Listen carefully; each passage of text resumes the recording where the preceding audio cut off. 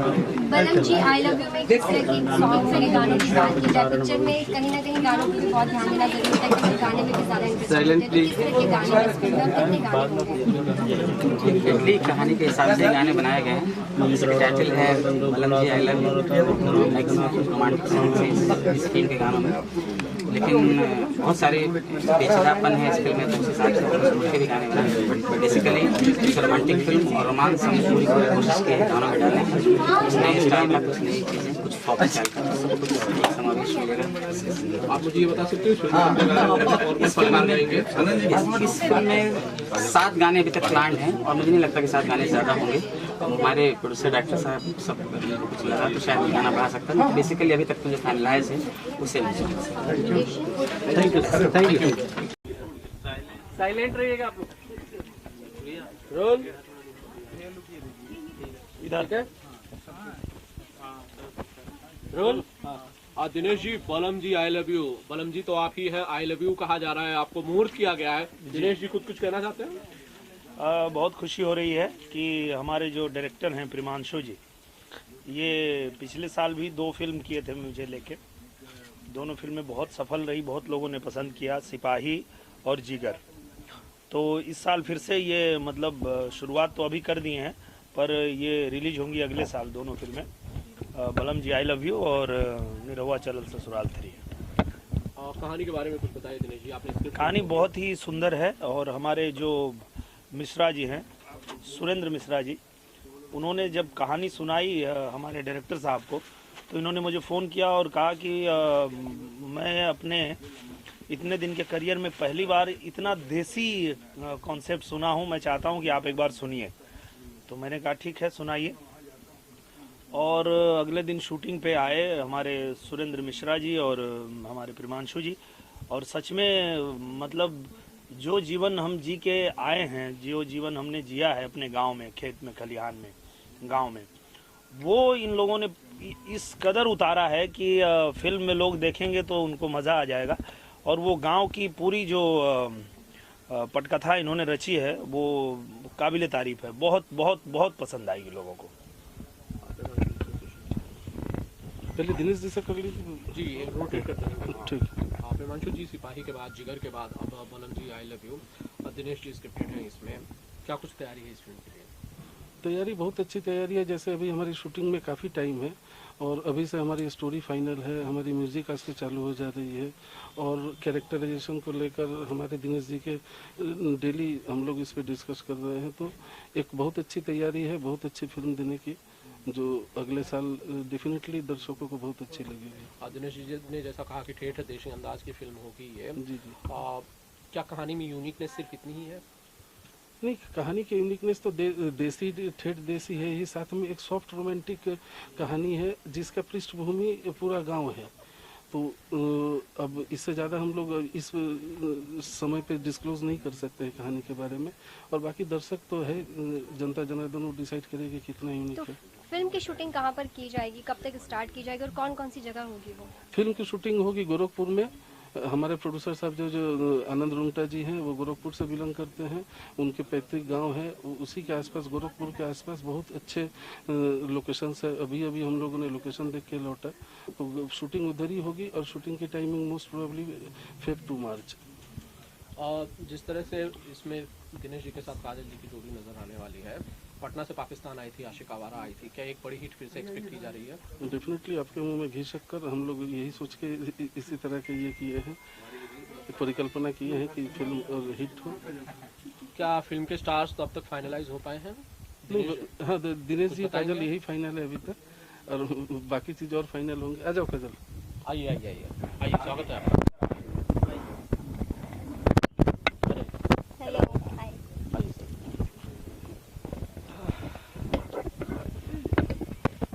शादी नहीं हुई है, शूट से आई हूँ। सवाल तो वही था। मांग में सिंदूर किसके नाम है? हटा नहीं वो। दिख तो रहा है कैमरे में, रोहित जूम करके दिखाएगा। देखिए आप बोल तैयारी, तो ये हमारी तैयारी है। फिल्म के मुहूर्त में हीरोइन बलम जी लव यू बोलेंगी, उससे पहले ही मांग भर रही है, तो ये हमारी तैयारी है। बाकी आप सवाल कीजिए काजल जी से। बताइए, सवाल तो वही है, सिंदूर दिख रहा है मांग में। जैसे कि पहले भी बता चुकी हूँ, शूटिंग से आई हूँ और हटाने की कोशिश की। जी सिंदूर लगाने की कोशिश। हाँ और क्या, शादी करूँगी तो बता दूंगी। चलिए आई लव यू तो आप कह रहे हो दिनेश जी को फिलहाल, रोड पे आप आए हो तो खुश नजर आ रहे हो। ऑब्वियसली जब मेरी फर्स्ट फिल्म आ रही थी पटना से पाकिस्तान, तब सबसे ज़्यादा एक्साइटेड थी बिकॉज मेरी फर्स्ट फिल्म जा रही थी इनके साथ। सो यस, आज भी खुश हूँ। इनके साथ नई फिल्म अभी हम शूट करने जा रहे हैं, so very soon. Dinesh ji बड़े स्टार तब भी थे, आज भी बड़े स्टार जो Yes, स्टार yes. हैं। दिनेश जी के बाद एक लंबे फासले के बाद आप फिल्म कर रहे हो, इस बीच में दिनेश जी में कुछ चेंज महसूस किया, फिर आप सोचते हो दिनेश जी कुछ बदल गए नहीं, होंगे कभी हमारे? नहीं। वो पहले भी ऐसे ही थे और अभी भी ऐसे ही हैं और आगे भी ऐसे ही रहेंगे। और बस प्रे करूँगी हमेशा सुपरस्टार ही बन के रहें और बस आगे भी हम फिल्में करें साथ में। काजल आपको रोल बताया गया, आपका रोल क्या है इसमें कुछ बताओगे आप? रोल हम अभी नहीं बताएंगे, हम जब शूट करेंगे और जब रिलीज़ के पहले हम ज़रूर कहानी कुछ बताएंगे ताकि लोग समझ पाए, बट अभी हम नहीं बताएंगे।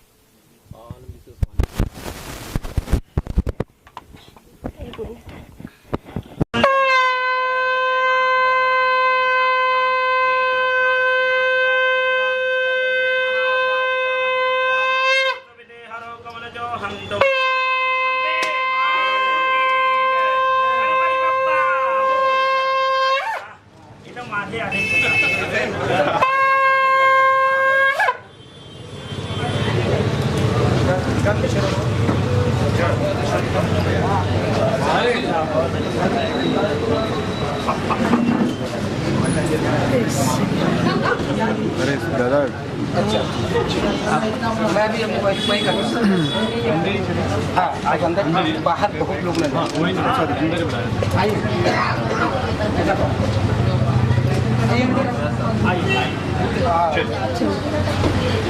आइए हिमांशु में आइए, थोड़ा जगह दे दीजिए भैया।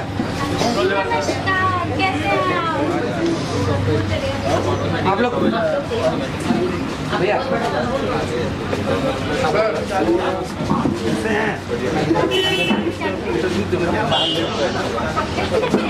भैया कैसे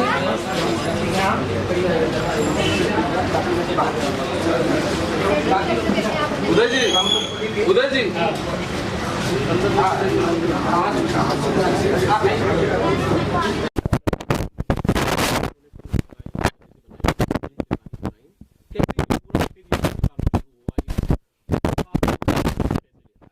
अब ख्वाब की जहाँ तक बात है, एक हमारे गोरखपुर के आसपास एक सौगंध की शूटिंग हो रही थी विकास जी के प्रोड्यूसर में, तो मैं 2-4 दफे सेट पे गया और मेरा मूड पहले से बस वो साथ नहीं बन रहा था।